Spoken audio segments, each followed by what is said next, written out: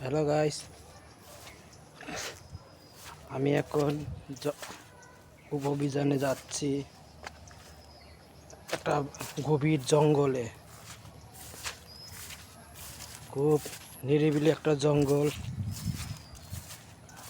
সেখানে অনেক হিংস্র বাঘ, ভাল্লুক, সিংহ।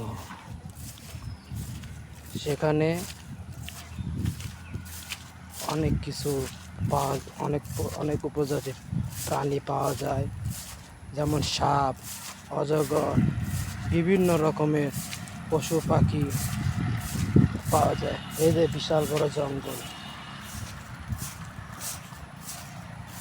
এই যে ফুলের গাছ। তাই আমরা এখন আমাদের মাঝে আমরা করব, এখানে আমরা করা শেষ।